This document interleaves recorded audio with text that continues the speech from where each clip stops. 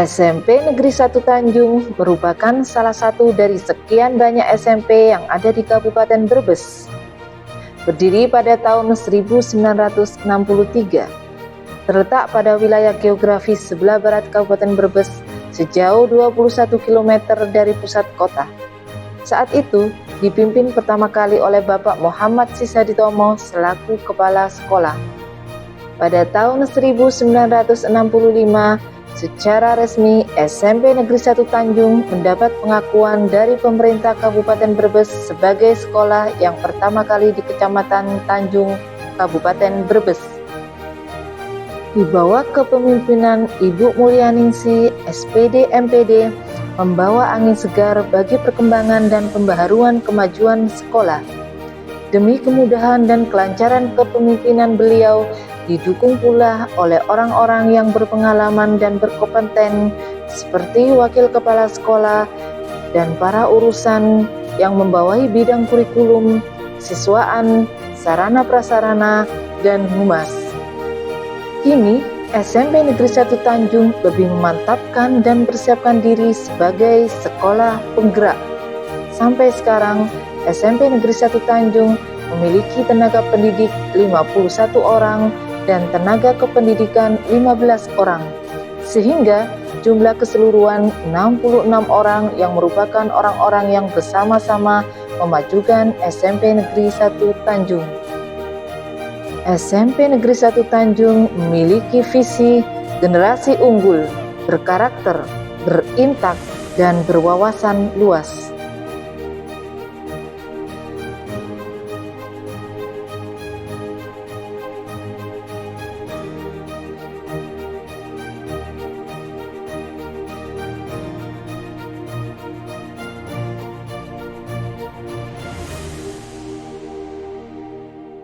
Assalamualaikum warahmatullahi wabarakatuh. Perkenalkan, nama saya Nurofira Sotiah, Guru Bahasa Indonesia SMP Negeri 1 Tanjung, Kabupaten Brebes, Provinsi Jawa Tengah. Saya mahasiswa PPG dalam jabatan kategori 2 tahun 2023 Universitas Pancasakti Tegal. Nomor peserta 20.01.02.329827. Nomor induk mahasiswa PPG 19237500039. Pada hari ini, Senin 4 Desember 2023, saya akan melaksanakan syuting video pembelajaran untuk uji kinerja PPG dalam jabatan. Mohon kritik dan saran, silakan menyaksikan video saya.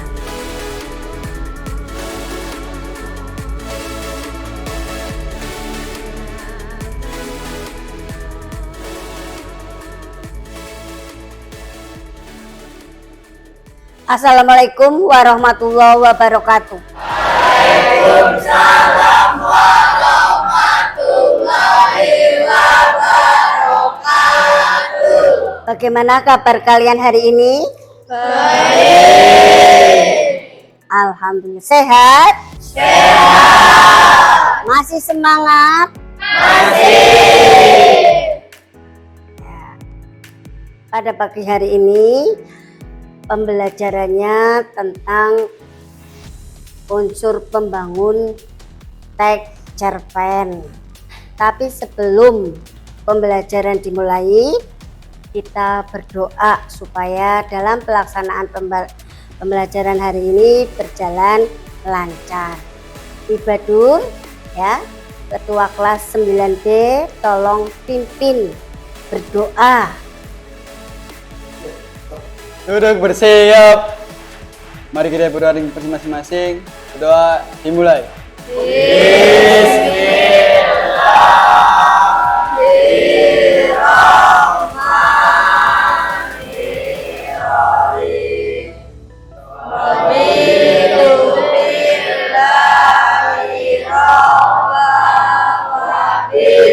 Islami dina wa bil Muhammad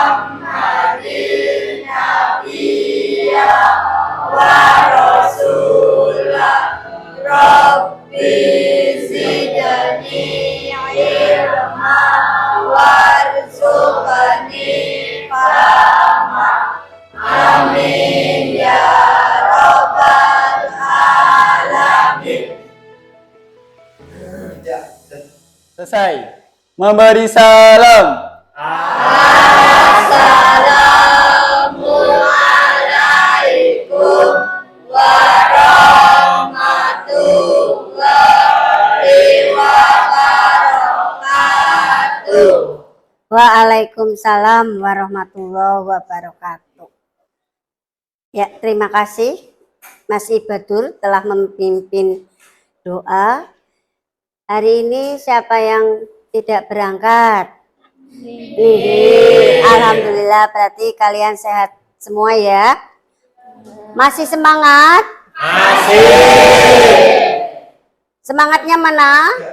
Semangat pagi? Pagi, semangat pagi. Ya oke, terima kasih. Sekarang kita tepuk semangat.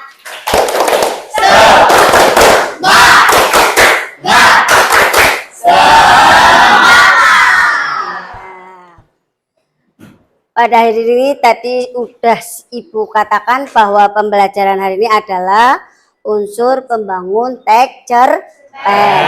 Tapi sebelum menuju ke pembelajaran tersebut, Ibu pengen mengingat kembali pelajaran sebelumnya, yaitu apa? Pidato persuasif.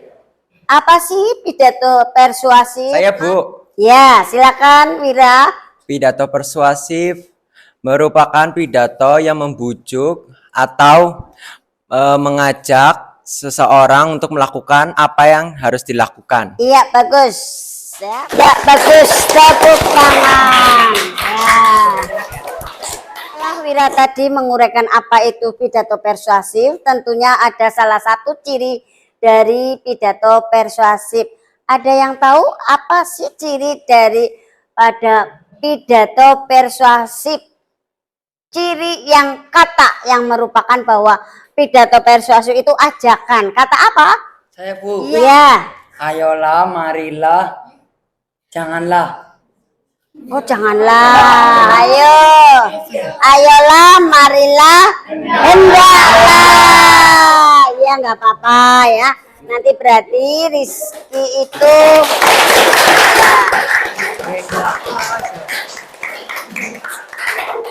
hari ini materinya tadi apa ya? Unsur pembangun karya sastra.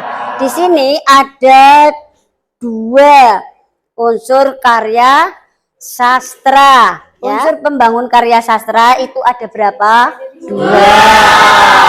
Unsur intrinsik sama unsur ekstrinsik.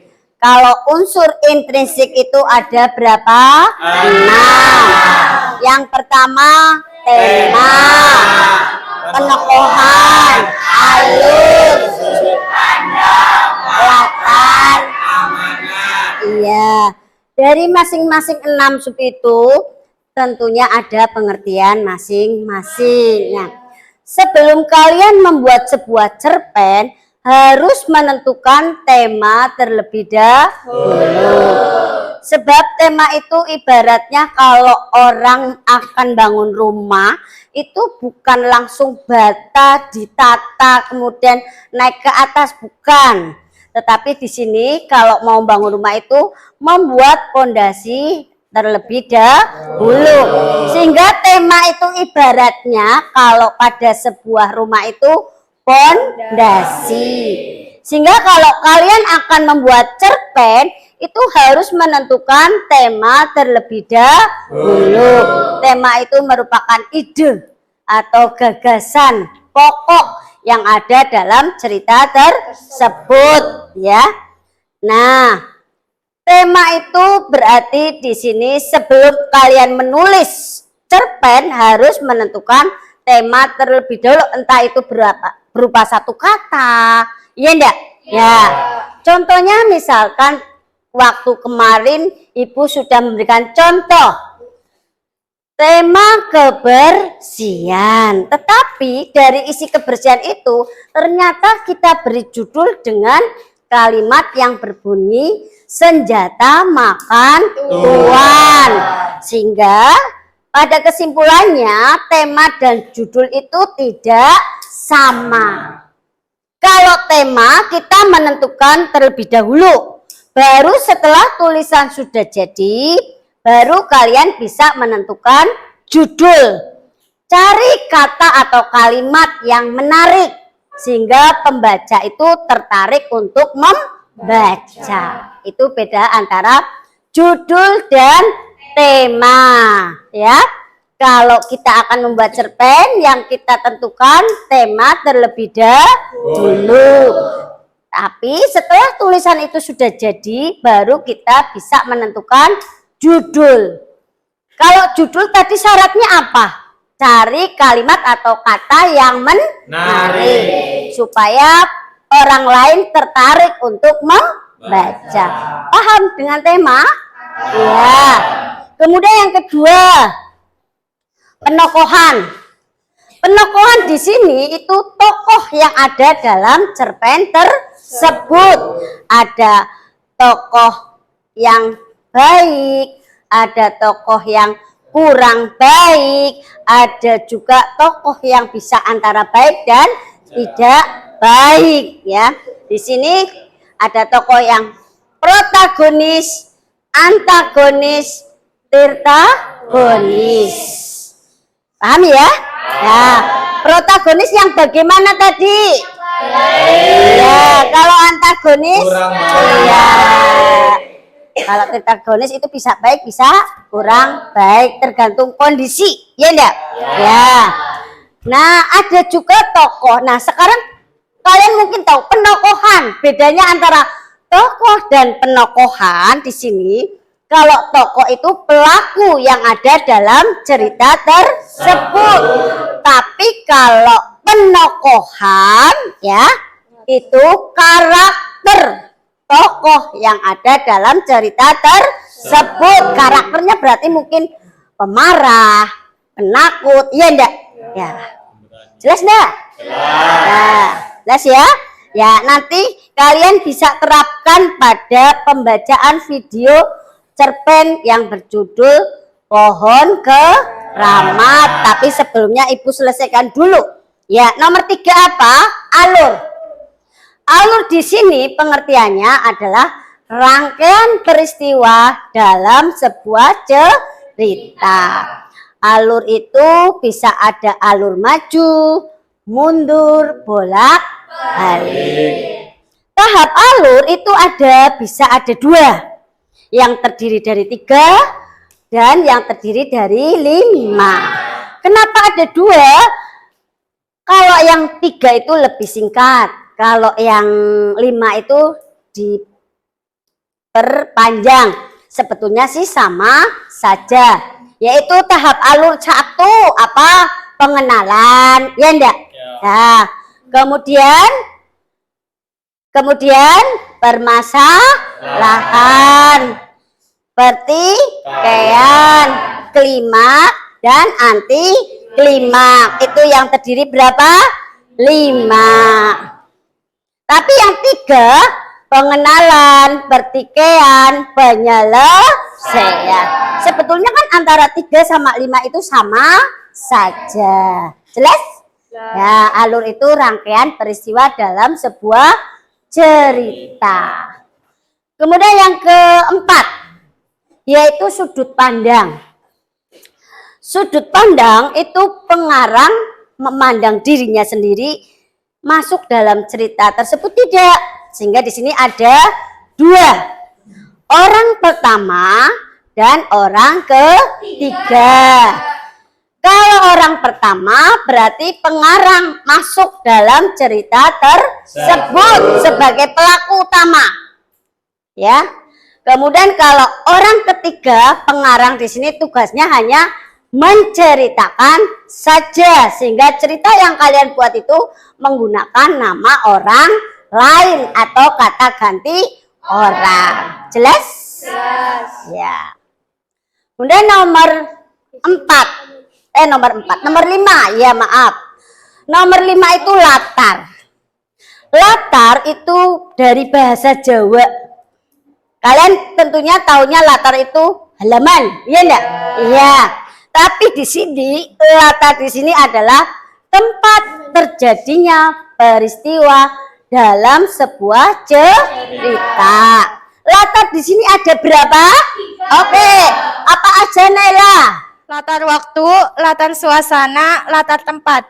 Betul ya? Tadi Nela sudah menyebutkan bahwa latar itu ada 3. Latar yang berupa tempat, suasana, dan waktu. Kalau tempat itu contohnya misalkan di sekolah, di rumah, di sawah, di mall, dan lain sebagainya. Yang menunjukkan suatu tempat. Tapi kalau yang menyatakan suasana berarti mungkin tokohnya lagi seneng, marah, jengkel, sedih, dan lain sebagainya. Terharu. Nah, kemudian yang ketiga adalah waktu, berarti malam hari, siang hari, kemudian pagi hari, dan juga lain sebagainya. Paham ya? Kira-kira siapa yang belum paham? Ya, coba siapa yang bisa membuat satu kalimat dengan menunjukkan bahwa itu termasuk ada latar. Tunjuk jari. Ya, silakan. Saya sedang bermain di lapangan. Iya, mana yang menunjukkan tempat? Lapangan. Lapangan. Di situ ada ciri apa? Kata apa? Di, ya. Kata di itu yang menunjukkan tempat. Kata di berfungsi sebagai kata depan, sehingga apa ya, fungsi di lapangan itu termasuk menunjukkan tempat. Paham? Ya. Kita lanjutkan setelah latar. Yang terakhir yang termasuk unsur intrinsik adalah amanat. Segala sesuatu kalau seseorang itu membuat apa yang pengen dihasilkan pasti punya tujuan. Nah, makanya penulis membuat sebuah cerpen itu punya tujuan supaya pembaca melakukan apa yang diinginkan oleh pengarang. Itu yang namanya amanat atau pesan. Tentunya sesuatu yang positif ya, bukan sesuatu yang negatif. Tadi sudah dari awal Ibu katakan bahwa misalkan temanya kebersihan. Di dalam tema kebersihan di situ menceritakan bahwa ada salah satu siswa kelas 9B yang setiap kali membuang sampah, entah itu habis makan atau habis mengupas apa, dia selalu membuang tidak pada tempat sampah. Sehingga pada suatu hari kebetulan dia itu makan pisang. Dan kulitnya itu dibuang sembarangan. Temennya menegur, "Mbok, kulit pisangnya dibuang di tempat sampah, di depan kan ada sampah." Tapi tidak digubris. Yang akhirnya ternyata baru beberapa menit temennya mengingatkan ada suara gedebuh. Siapa yang jatuh? Tadi yang membuang kulit pisang sembarangan. Sehingga kita judul dengan nama apa tadi? Senjata makan tuan, buang sendiri kepleset sendiri. Itu yang namanya amanat. Jelas? Iya. Sekarang unsur karya pembangun yang kedua adalah unsur ekstrinsik. Unsur ekstrinsik itu terdapat dari dalam cerita. Dari luar cerita, bukan dari dalam. Kalau dari dalam tadi intrinsik.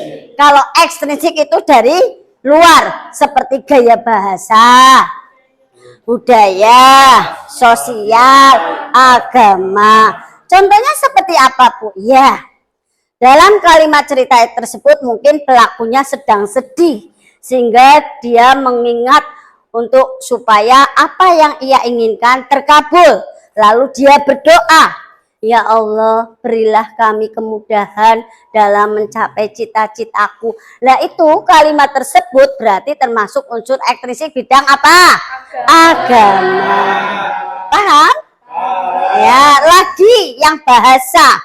Contoh misalkan, Ani duduk sendirian di teras rumah dengan memandang pohon-pohon yang sedang bergoyang-goyang. Apa pohon itu bisa goyang? Kan tidak mungkin, ya, karena di sini dengan melambe-lambe, ya, ditiup atau diterpa angin. Jadi pohon itu diibaratkan seperti manusia, punya tangan. Tadi sih dikatakan melambe-lambe. Ini berarti menggunakan gaya bahasa. Gaya bahasa apa? Majas. Majas itu ada personifikasi, perumpamaan, metafora, dan lain sebagainya. Paham? Ya. Sekarang Ibu beri contoh video pembacaan cerpen yang berjudul apa? Pohon Keramat.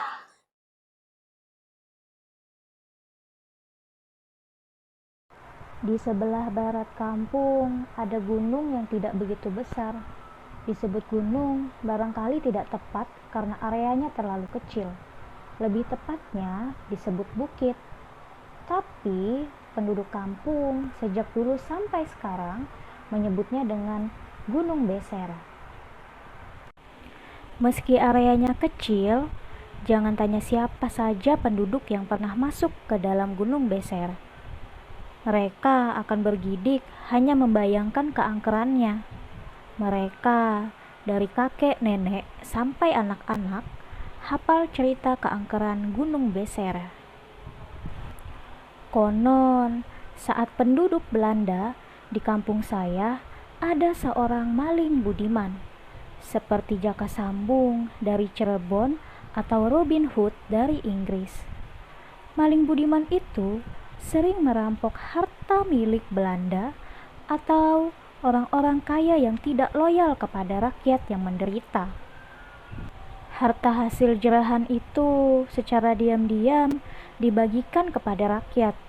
Sekali waktu, maling budiman yang selalu menutup wajahnya saat merampok dan menyantuni rakyat itu ketahuan oleh Belanda. Maling budiman itu ternyata salah satu seorang penduduk kampung. Dia dikejar oleh pasukan Belanda dan centang-centang Demang. Yaya Sakti begitu nama si maling budiman itu. Lari ke Gunung Beser dan bersembunyi. Bertahun-tahun pasukan Belanda dan centeng-centeng Demang mengepung Gunung Beser. Tapi Jaya Sakti tidak pernah menyerah. Pasukan Belanda dengan dipandu centeng-centeng Demang pernah melacak Jaya Sakti ke dalam gunung. Tapi tidak ada seorang pun dari mereka yang selamat. Kata orang-orang pintar, Jaya Sakti bersemedi dan tubuhnya menjadi pohon harum yang baunya dibawa angin ke sekitar gunung. Karena cerita yang dipercaya kebenarannya itu, tidak seorang pun berani masuk ke kelebatan Gunung Beser. Mereka menghormati perjuangan yang pernah dilakukan si maling budiman. Tapi selain itu, konon mereka takut masuk ke dalam gunung karena dulu ada beberapa orang pencari kayu bakar yang nekat masuk ke dalam, tetapi dia bernasib seperti pasukan Belanda dan centeng-centeng Demang itu, tidak bisa kembali. Siapapun akan berhati-hati bila harus berhubungan dengan Gunung Beser. Para pencari kayu bakar dan penyabit rumput hanya berani sampai ke gunung sebelum mengambil air dari danau kecil untuk kebutuhan kebun dan sawah. Ketua kampung mengadakan syukuran kecil dan meminta ridho dari penguasa Gunung Beser. Ya, tadi tentunya kalian ada gambaran ya, bahwa yang namanya toko itu seperti apa, amanat itu seperti apa setelah penayangan video pembacaan cerpen yang berjudul Pohon Keramat. Nanti kalian berdiskusi dengan kelompoknya. Ibu bagi menjadi 6 kelompok. Sebelum mengerjakan LKPD, lembar kerja peserta didik, Ini di sini di papan tulis ada amplop pintar. Nah, di sini ada beberapa pertanyaan yang berhubungan dengan penayangan video tadi. Atau mungkin yang berhubungan dengan yang tadi Ibu jelaskan. Sehingga kalian betul-betul paham. Ya, nanti sebelum kalian mengerjakan LKPD, ini dulu ya. Sudah paham apa belum? Nah, andai kata kalian membuka amplop, ini kan ada 6 amplop. Karena kelompoknya 6, berarti Ibu bagi amplopnya juga ada 6. Masing-masing kelompok perwakilan 1 orang untuk maju ke depan mengambil amplop. Ya. Setelah misalkan kelompok 1 ternyata dapat amplopnya amplop 3. Nanti kalian diambil, dibaca pertanyaannya apa. Andai kata perwakilan dari kelompok tersebut jawabnya salah, berarti di sini dapatnya bukan hadiah, tapi berupa hukuman. Paham? Ya, berarti tadi sudah jelas ya apa yang Ibu terangkan tentang unsur-unsur pembangun cerpen. Ya. Ini ada kelintingan berupa 6. Ya. 6 orang maju ke sini. Perwakilan 1 orang cepat. Silakan sini. Sini. Kelompok berikutnya ayo. Ayo. 1 2 3 4 5. Oh, 5. Bukannya 6. Oh. Sudah semuanya? Sudah. Kelompok berapa? Yes, nomor berapa? Nomor 3. Iya, sekarang ada barisnya sebelah sana. Sini, sana semua. Iya. Sana semua. Adep ke sini, oh. Nah, dapat amplop 1 siapa? Saya. Ya, coba ambil pada amplop nomor 1. Ya, dibuka, dibaca apa, dapat apa? Jelaskan yang dimaksud dengan tema. Iya, apa coba menurut kamu? Gagasan utama atau ide pokok dalam sebuah cerita. Ya, betul ya? Oke. Hadiahnya berarti ya dapat hadiah. Coba dibuka hadiahnya, dapatnya apa? Apa ini? Dibaca. 1 apa? 1. Dapatnya apa? Dapatnya apa? Ballpoint. Sama tidak tahu. 1 tip X dan 1 ballpoint. Iya. Ini.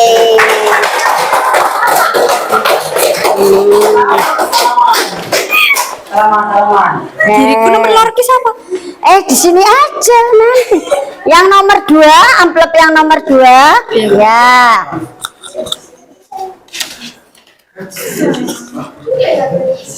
Apa bedanya tokoh dan penokohan? Iya, apa menurut kamu yang Tokoh adalah pemeran dalam sebuah cerita, sedangkan penokohan adalah sifat dari pemeran itu sendiri. Iya, betul ya. Sesuai dengan apa ya?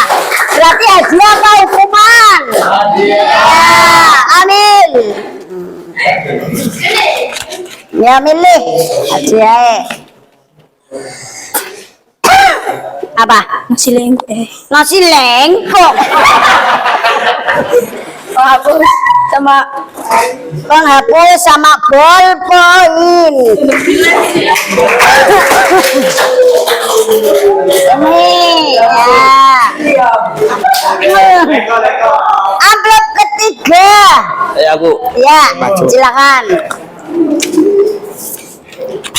Jelaskan pengertian amanat. Iya, apa itu amanat? Amanat adalah pesan dari seorang penulis atau pengarang cerita agar pembaca bertindak. Iya, betul? Berarti hadiah atau hukuman? Apa hadiahnya?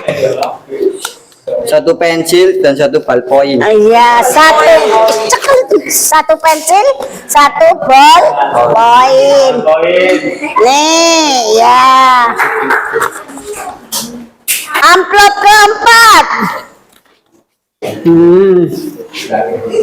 Apa yang dimaksud dengan latar? Latar adalah sebuah menerangkan suatu tempat, suasana, dan waktu dalam sebuah cerita. Iya, betul? Hadiah apa hukuman? Hadiah, ambil. Ya.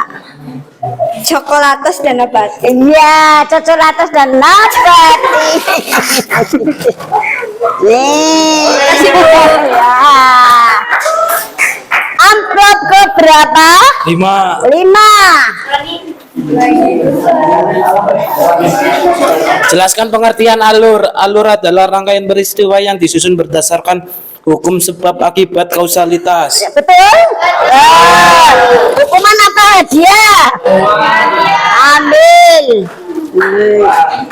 Hukumannya tetap dapat hadiah nanti. 5 buah permen. Permen dapatnya. Iya, permen ya. Terakhir? Saya Iya, betul. Amplop berapa? 6, Bu. 6. Apa yang dimaksud dengan sudut pandang? Iya. Apa itu? Sudut pandang adalah adanya orang pertama dan orang kedua dan orang ketiga. Siapa yang jadi orang pertama dan orang ketiga? Tokoh pelaku utama. Siapa kok? Siapa ya? Pelaku utama. Nah, maksudnya pengarang itu masuk menjadi tokoh utama atau orang ketiga. Berarti di sini dapat hadiah apa hukuman? Dapat. Iya. Nyanyi.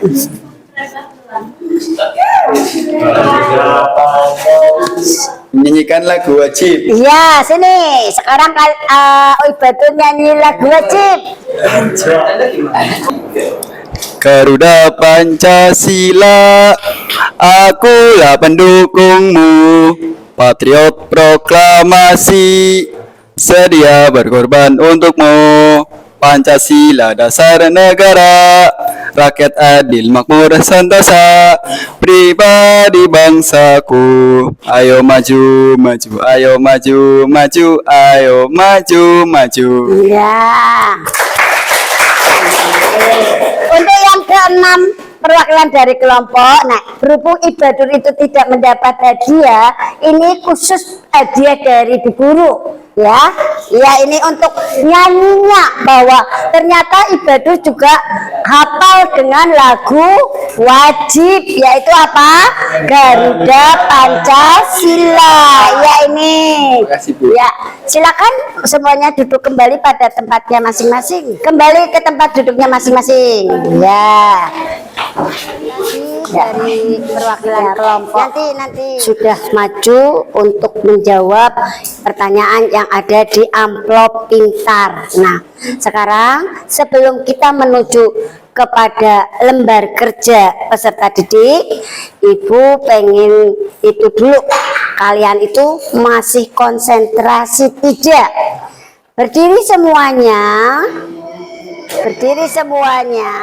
Iya, Ibu untuk mengecek kalian masih konsentrasi tidak, sebab setelah ini kalian nanti bersama kelompoknya masing-masing berdiskusi untuk mengerjakan, menganalisis unsur ekstrinsik dan intrinsik cerpen yang berjudul Pohon Keramat.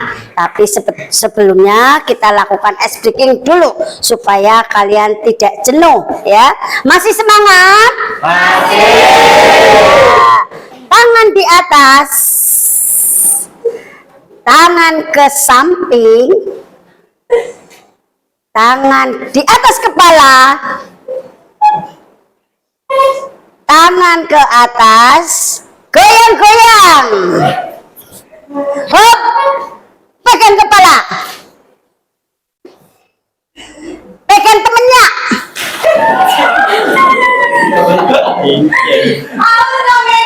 Ayo, kalau nggak megang,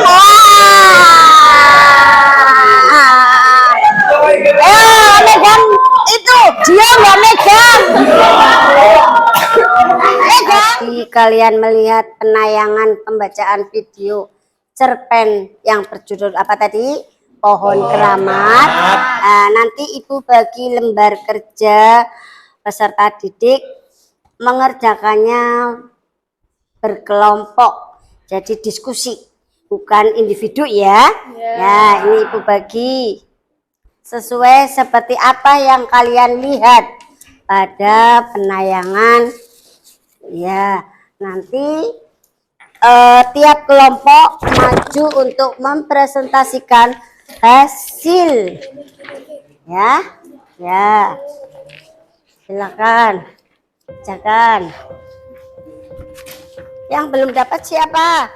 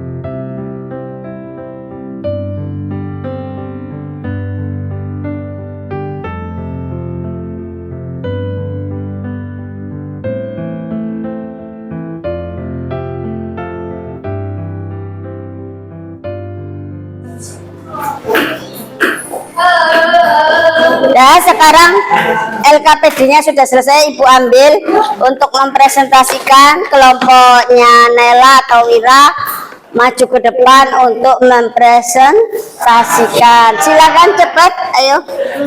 Assalamualaikum warahmatullahi wabarakatuh. Waalaikumsalam warahmatullahi wabarakatuh. Perkenalkan, kami dari kelompok 6 akan mempresentasikan yang cerpen berjudul Pohon Keramat. Temanya modernisasi penduduk. Yes. Latar tokoh Bajaya Sakti, warga penduduk desa, penduduk kota, dan juga kakek. Alurnya adalah alur maju. Waktu sore hari, suasana menegangkan. Sudah ya, sudah tutup. Terima kasih. Inilah presentasi dari kami. Assalamualaikum warahmatullahi wabarakatuh. Waalaikumsalam warahmatullahi wabarakatuh. Ya, kita beri tepuk tangan.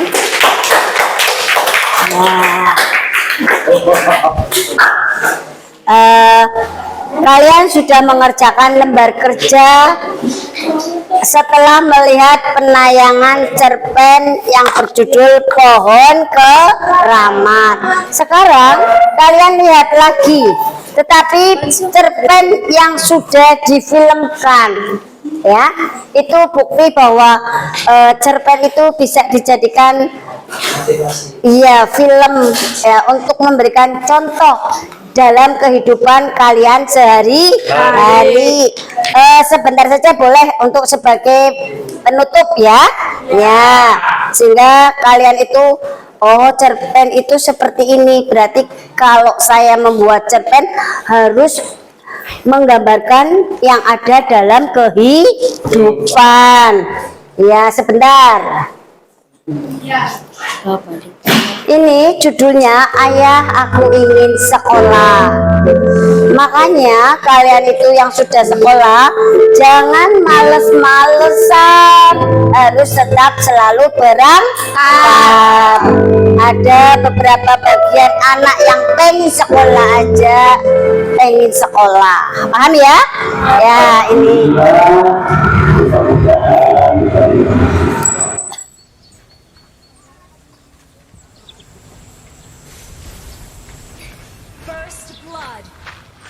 Lagi main game apa?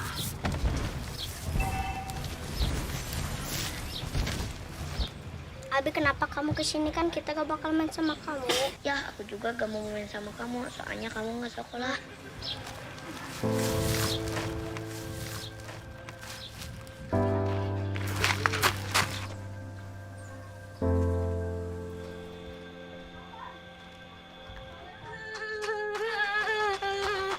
Abi, kenapa Abi? Ya nak sabar, Abi pasti sekolah.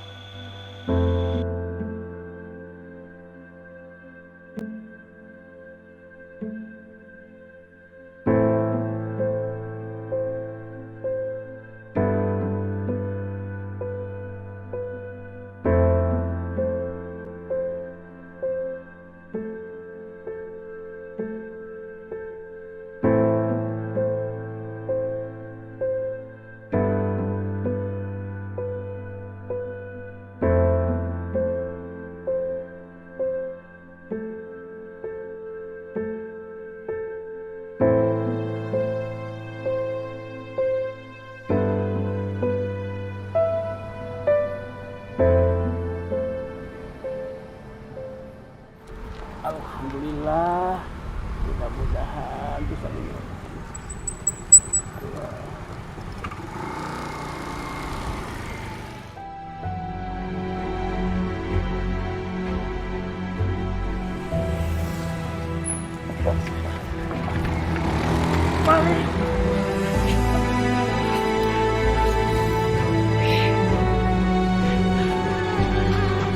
Abi, kenapa Abi? Ya nak sabar, Abi pasti sekolah.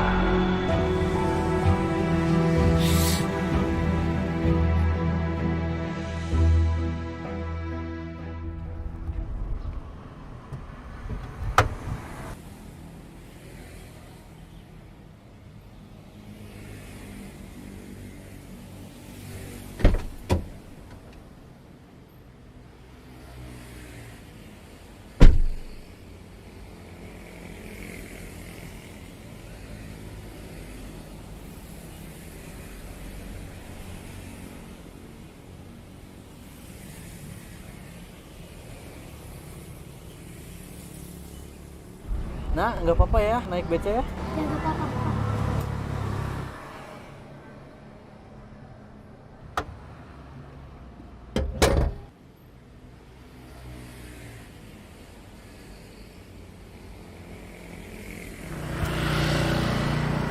Pak, ya? Boleh antar saya ke SDN 1? Oh iya, bisa.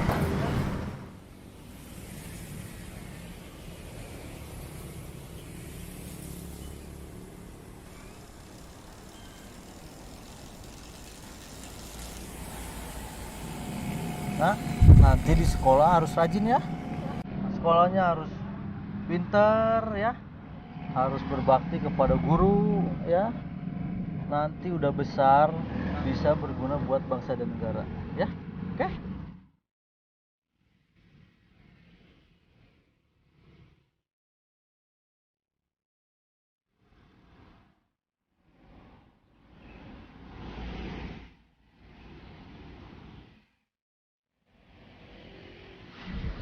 Sudah sampai Pak? Ya, baik.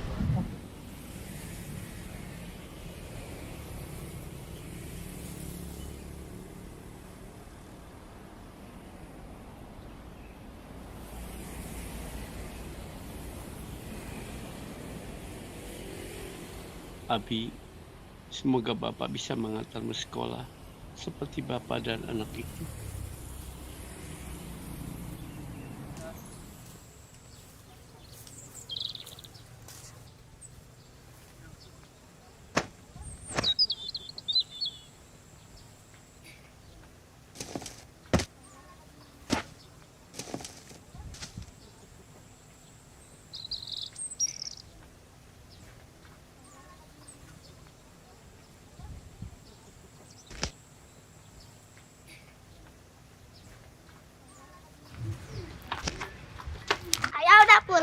Udah, Bi.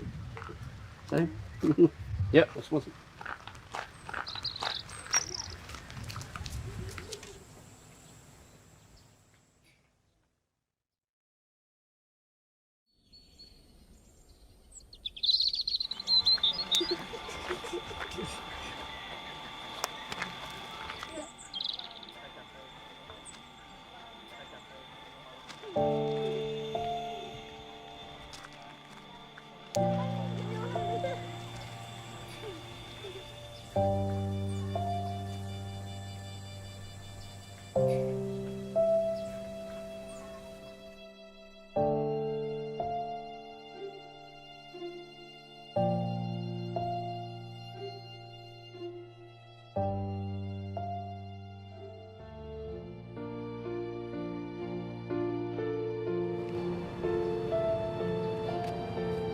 Pak, tunggu Pak.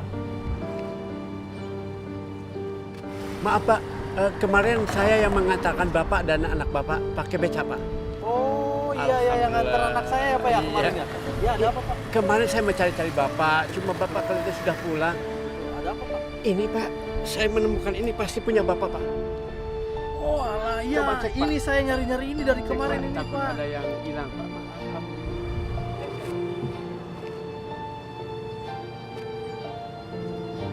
Makasih banyak ini lengkap semua Pak. Iya. Terima kasih banyak ya Pak ya. Sama-sama Bapak. Ya. Terima kasih.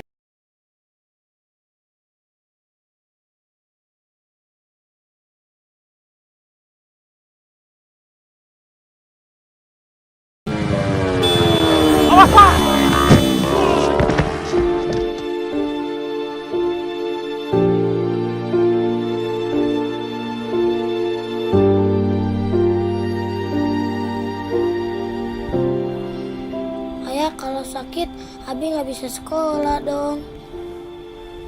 Sabar ya Abi, doain aja biar ayah cepat sembuh. Hingga ayah bisa nyuklain Abi ya. Sabar ya.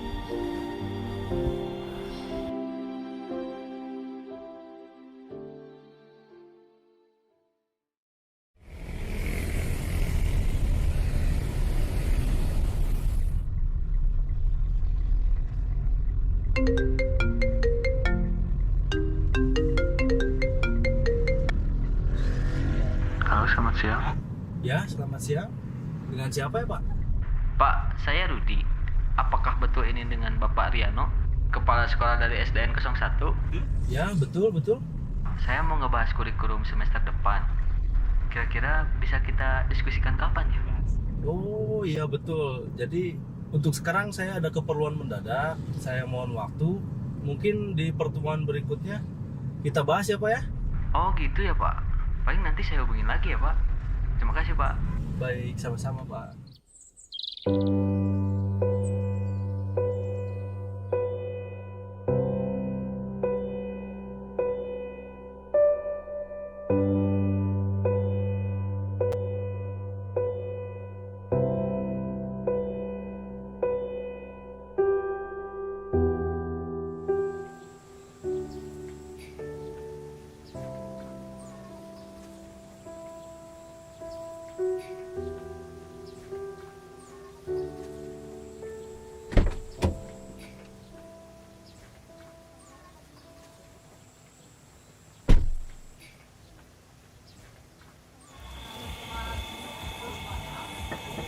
Assalamualaikum. Waalaikumsalam. Bibi, bukain pintu, ada tamu tuh.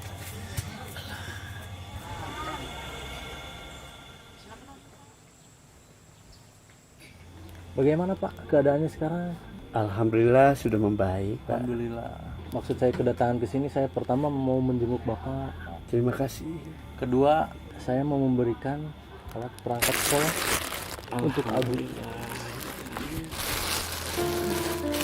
Mulai besok, Abi boleh sekolah ya. Abi, kamu bisa sekolah Abi. Biar sama-sama. Makasih Bapak, makasih banget.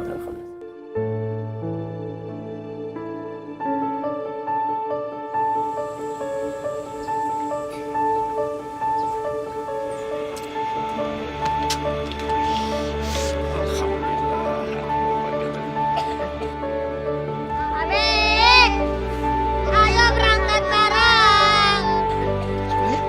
Hati-hati jalan.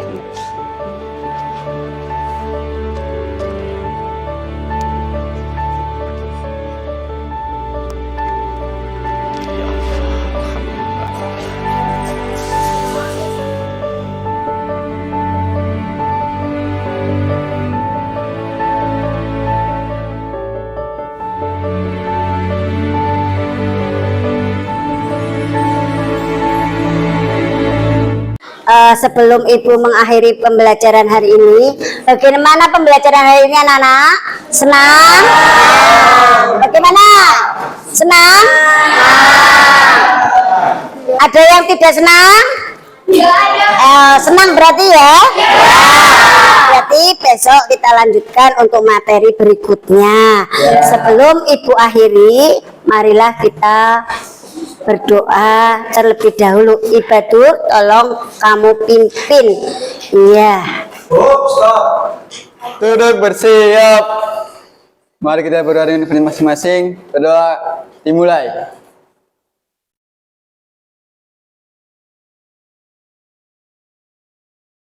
Selesai.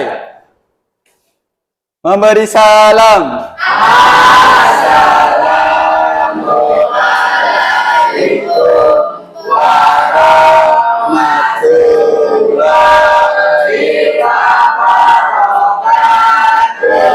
Waalaikumsalam warahmatullahi wabarakatuh.